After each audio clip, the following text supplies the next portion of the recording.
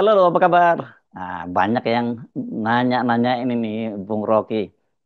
Mengapa dalam beberapa hari ini Anda menghilang nih ya? Saya tahu sebenarnya Anda sedang belusukan ya di hutan-hutan Riau, bertemu dengan para petani, warga, di juga di tepian hutan, dan juga gajah ya. Ya benar, Saudara Hersu. Banyak orang juga yang WA saya itu, kenapa nggak ada di FNN? Udah 2-3 hari ini nih.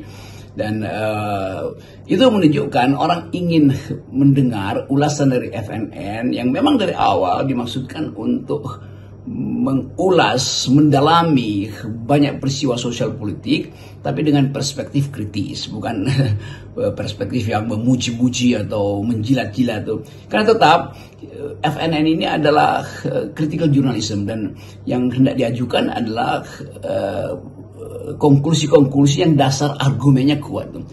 Jadi sekali lagi saya minta maaf karena 3 hari ini saya nggak ada di FNN karena saya ada di hutan di Riau itu di Tesonilo. Kita tahu bahwa Tesonilo itu satu kawasan konservasi yang masuk di dalam target pemulihan fungsi hutan karena selama ini dirambah oleh para oligarki dan di situ juga udah ada pemukiman karena rakyat menginginkan atau membutuhkan hidup. Tetapi kemudian oleh Presiden Prabowo ada satuan tugas untuk mengembalikan aset-aset negara yang dikuasai secara ilegal, baik oleh atau terutama oleh para pemodal yang juga memanfaatkan rakyat sekitarnya yang kadang-kadang dijadikan bemper aja dipekerjakan untuk jadi semacam alasan bahwa itu adalah perkampungan. Tapi saya kira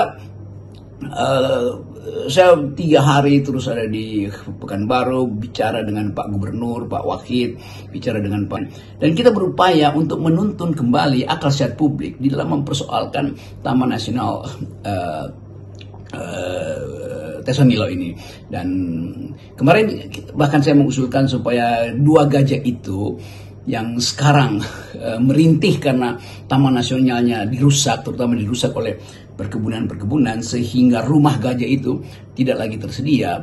Kita mengusulkan dan sangat bagus argumen dari Pak Kapolda bahwa dia mewakili suara gajah yang tidak mampu berdebat dengan para oligarki. Dia mewakili suara gajah yang tersisih dari pemukimannya dan tidak tahu mau kemana. Dia mewakili keinginan masyarakat peduli lingkungan untuk mengkonservasi Tesonilo ini. Tetapi kita tahu bahwa soal Tesonilo atau banyak kawasan yang sedang hendak diambil kembali oleh negara, itu penyelesaiannya tentu tidak seragam karena problemnya macam-macam di situ. Ada problem pemukiman sehingga rakyat yang hendak digusur, sebut aja digusur itu harus dipikirkan penggantian kehidupan ekonominya, bagaimana mitigasi dilakukan. Ya, itu semua hal yang memungkinkan kita melihat bahwa Presiden Prabowo serius untuk mengembalikan aset negara ini supaya dikuasai oleh negara demi kemakmuran rakyat. Tapi sekaligus ada problem-problem teknis di lapangan yang harus diselesaikan juga secara local wisdom tuh. Dan saya ada di situ membantu Kapolda karena saya peduli lingkungan dan pemerintahan Riau untuk memulai satu upaya membuka persoalan ini sehingga tidak ada yang disembunyikan. Langkah Kapolda Riau, Irjen Pol Heri Heriawan, mengangkat 2 anak gajah sebagai anak angkatnya itu sangat menarik ya. Saya kira ini bukan sebuah langkah, ya, saya kira ini langkah simbolik itu yang menyiratkan keseriusan Pak Kapolda dan Polda Riau menjaga kelestarian hutan dan juga sekaligus satwa yang ada di dalamnya termasuk gajah. Ya 2 gajah itu, satu diberi nama Domang, yang satu Terah, itu secara simbolik diangkat sebagai anak atau bagian dari keluarga Kapolda Riau itu Pak Irjen Heri Heriman, dan dia mungkin bersama ya sekeluarga itu tentu dengan sugesti istrinya hendak menjadikan 2 gajah ini sebagai simbol mereka yang tersisih karena dianggap sekedar sebagai objek, sementara manusia dianggap sebagai subjek. Dan kita tahu bahwa kita sekarang lagi berupaya untuk menghasilkan satu cara berpikir baru, bahwa bahkan sang gajah yang tidak bisa berbicara, dia harus diwakili kepentingannya. Nah, Pak Harriman mengambil alih kepentingan gajah itu atas dasar prinsip bahwa bukan sekedar kita manusia berpartisipasi untuk melindungi gajah, tapi gajah juga punya hak untuk berpartisipasi menyelamatkan lingkungannya sendiri yang tidak bisa dia bela melalui suara dia tuh. Nah, kemampuan membalikkan cara berpikir ini yang kadangkala masih membingungkan, terutama elit nasional tuh. Ngapain gajah punya hak pemukiman? Oh enggak, kita mesti anggap ada kesetaraan alam, dan itu yang kadangkala jadi prioritas, mau menyelamatkan manusia atau menyelamatkan lingkungan atau gajah. Tapi kita mesti melihat satu cara baru, satu filosofi baru yang disebut ekosipasi. Artinya berpartisipasi itu bukan sekedar demi kepentingan manusia, tapi demi kepentingan ekologi. Nah, makhluk-makhluk yang non-human ini, seperti gajah yang bernama Domang dan Tera ini, dia adalah bagian dari ekologi. Karena itu, dia juga berpartisipasi untuk menghidupkan harapan manusia bahwa ekologi yang baik itu akan menyuplai oksigen bagus pada manusia. Jadi gajah bisa berbicara melalui filsafat ekosipasi. Ini kata ekosipasi ini dibuat oleh sahabat saya itu Dr. Robert yang dalam promosi guru besarnya menyebut istilah itu. Jadi Profesor Robert juga ikut membantu membuat konsep-konsep untuk menyelamatkan taxonomy ini. Jadi sekali lagi ini semacam upaya kita untuk memastikan bahwa lingkungan hidup mesti menjadi grammar, tata bahasa baru bagi politisi Indonesia, supaya paham bahwa kita bukan sekedar makhluk yang mengolah alam untuk kepentingan ekonomi, kepentingan akumulasi, tapi juga kita adalah bagian dari alam itu yang seharusnya, karena kita punya akal, maka kita mencoba dengan sekuat tenaga mengucapkan pikiran gajah yang terdesak oleh kepentingan-kepentingan industri besar, terutama sawit. Langkah Kapolda Riau ini yang memperkenalkan kebijakan baru yang dia sebut sebagai green policy, mungkin bagi banyak kalangan dianggap sebagai kontroversial.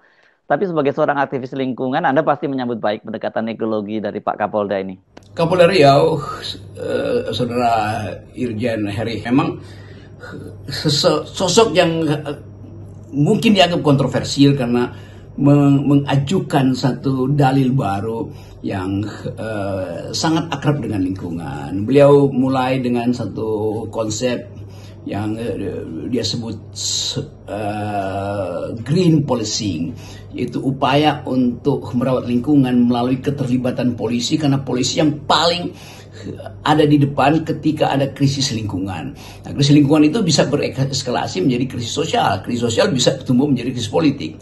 Jadi betul, kepolisian sekarang punya isu baru, yaitu green policing, itu kebijakan-kebijakan polisi yang berbasis pada perlindungan lingkungan. Dan beberapa bulan lalu saya juga bersama dengan Pak Kapolri, Pak Listio Sigit, menanam pohon. Dan menanam pohon itu bukan sekedar menanam untuk diperlihatkan bahwa pohon itu tumbuh, tapi menanam artinya menyadarkan bahwa kita ada di dalam satu krisis, sehingga kehijauan itu akan memulihkan ingatan kita bahwa kita ada di dalam satu bumi yang sekarang kering kerontang. Jadi sebetulnya menanam pohon artinya meminta sungai untuk mengaliri pohon itu melalui proses fotosintesis yang saya terangkan, bahwa pohon itu sebetulnya adalah anak sungai vertikal. Ada anak sungai horizontal dari gunung tiba ke laut, tapi ada juga sungai vertikal, yaitu akar pohon menyerap air, lalu ditarik oleh matahari, lalu terjadi fotosintesis, ada karbohidrat, ada CO2 di situ, ada makanan, ada hijau daun. Jadi kita melihat bahwa pendekatan ekologi itu betul-betul membuat kita memikirkan ulang apa tanggung jawab kita pada lingkungan. Sementara kita merampas alam itu untuk kepentingan industri, tapi kita lupa bahwa kita bagian sebetulnya dari alam. Apa bedanya saya dengan cacing? Apa bedanya bangkai gajah dengan jenazah oligarki? Ketika dikubur sama-sama jadi mineral. Jadi gajah, cacing, saya, pohon, oligarki, begitu kita kehilangan oksigen, kita menjadi jenazah, dan jenazah itu biomasa. Jadi kita sebenarnya akhirnya jadi biomasa juga tuh. Nah, sekali lagi kita mau terangkan itu pada publik supaya mengerti bahwa ada sesuatu yang baru yang diinisiasi justru oleh Kapolda Riau, yaitu green policy. Dan itu mungkin akan jadi model di Indonesia, bukan sekedar pada polda-polda tapi pada universitas untuk mulai berpikir tentang green university, green industry, green macam-macam itu. Jadi sekali lagi ini isu baru memang. Kita mau ikat itu dalam satu prinsip ekosipasi. Mari kita berpartisipasi bersama-sama untuk merawat ekologi yang adalah rumah hidup kita bersama. Kalau bicara Riau dan hutan, pasti kita teringat kembali bagaimana kebakaran hutan di Riau itu menimbulkan gangguan sampai ke negeri jiran Malaysia dan Singapura. Dan ini tentu saja jadi selain problem ekologi kan sebenarnya juga bisa menjadi problem diplomatik ya. Dan terutama bagi citra Indonesia yang ini negara sebenarnya kalau dalam masyarakat atau dalam tatanan masyarakat dunia yang sangat memperhatikan persoalan lingkungan, ya kita ini dianggap nggak beradab gitu ya, masih barbar gitu dalam soal ini. Adalah kebijakan Presiden Prabowo untuk memulai era pemanfaatan sumber daya demi kepentingan rakyat. Itu sesuatu yang bagus sekali. Adalah keinginan Presiden Prabowo untuk mulai menata hutan yang selama 10 tahun ini ditelantarkan.